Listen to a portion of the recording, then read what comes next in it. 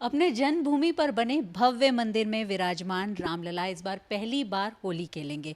इसलिए ये होली न सिर्फ रामलला के लिए, बालक राम के लिए ख़ास है, बल्कि उनके भक्तों के लिए भी बेहद ख़ास है। और जिस गुलाल से रामलला, बालक राम होली खेलेंगे, वो गुलाल भी बहुत ख़ास होना चाहिए। तो वो गुलाल वैज्ञानिकों ने तैयार किया है। NBRI के वैज्ञानिकों ने एक ऐसा गुलाल तैयार किया है जो त्वचा के लिए बहुत ही ज़्यादा अनुकूल है। रामलला एक छोटे से बालक हैं, इसलिए ये तैयार किया गया है। और एक और ख़ास बात ये है कि त्रेता युग के में पाया जाने वाला कचनार, क्योंकि ऐसा माना जाता है कि राजकीय वृक्ष ये रहा है अयोध्या का, उससे ये तैयार किया गया है। हमारे साथ बात करने के लिए NBRI के निदेशक अजीत कुमार शासनी जी हैं। सर, सबसे पहले तो ये जो गुलाल है, वैसे तो गुलाल NBRI तैयार करता रहा है, लेकिन ये गुलाल बेहद ख़ास है क्योंकि रामलला को ये अर्पित किया जाएगा। क्या खासियत है इसकी, पहले ये बताइए। ये जो कचनार फ्लावर है वो बोहनिया पर्पुरिया के नाम पे जाना जाता है।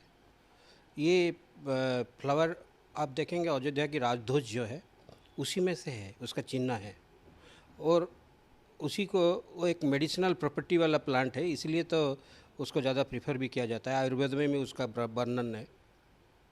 तो इसी फ्लावर से कलर निकाल के, ग्रीन केमिकल दे के, और उसी का हम फिर जो टाल्कम पाउडर नहीं दे के, ये मेज जो मक्के का जो स्टार्च है उसी में से मिला के एक गुलाल तैयार किया गया है। हमारा साइंटिस्ट वैज्ञानिकों ने किए हैं। तो वो त्वचा के लिए उसका स्किन टेस्टिंग भी हुआ है, जो त्वचा के लिए सही है। और उसका जो है और भी बहुत सारे प्रॉपर्टीज हैं, जैसे एंटी डायबिटिक हुआ, anti inflammatory, anti goitre, anti bacterial, anti fungal, ये सब कैरेक्टरिस्टिक उसमें है।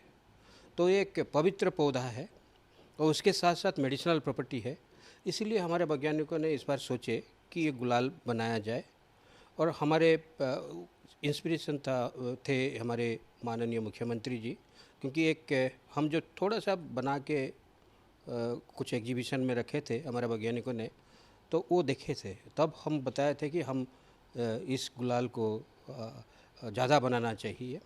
तो हम बना के उन्हीं को भेंट दिए थे। तो उसी का ये है कि रामलला, जैसे आप बताए, केवल रामलला ही नहीं है, हमारे तो प्रिय रामलला हैं। और सारे भारतवासी इसी हर्बल गुलाल से होली खेलें तो केमिकल का गुलाल से होली खेलेंगे। और NBRI पहले गुलाल बनाता भी रहा है, लेकिन ये गुलाल ख़ास है। तो हम चाहेंगे गुलाल आप एक बार दिखाएं जो कचनार है, कि किस तरह से ये है। ये बिल्कुल गुलाबी रंग का है, बहुत ही मनमोहक इसका कलर भी है।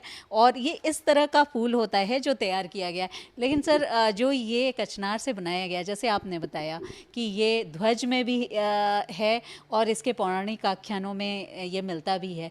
तो जब आपने ये बनाना शुरू किया तो वैज्ञानिकों ने बनाया, इसी को सूटेबल क्यों माना गया? इसके पीछे इसके मेडिसिनल जो अपने गुण हैं वो हैं, या देखने में ये ज़्यादा कलर इसका अच्छा है, या फूल बहुत मनमोहक है, क्या वजह, या त्रेता युग का है इसलिए?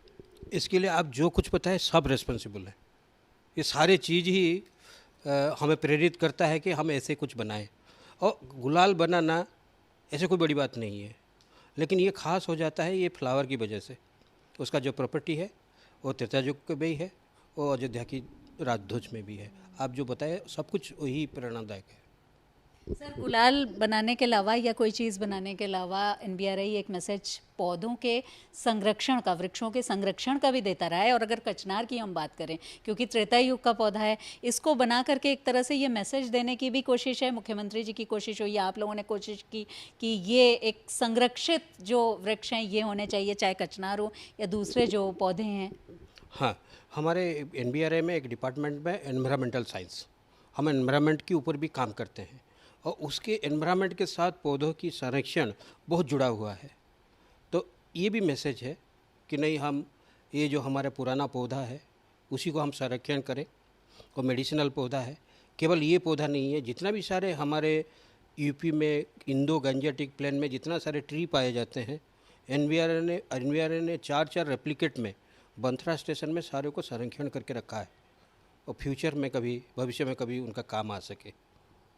सर, रामलला असंख्य जनमानस के आराध्य हैं। मुख्यमंत्री जी को जब आप लोगों ने ये गुलाल दिया रामलला के लिए, ये पहले जब उन्होंने देखा था और ये आइडिया दिया था, कितने वो उन्होंने क्या बात कही, क्या उनका रिस्पॉन्स रहा? क्योंकि ये बिल्कुल अलग है जो रामलला को अर्पित किया जाएगा। वो तो खुश होंगे ही, क्योंकि आप जब खुश हो रहे हैं, सारे जनमानस जब खुश हो गए, तो हमारे आदरणीय मुख्यमंत्री खुश तो होंगे ही।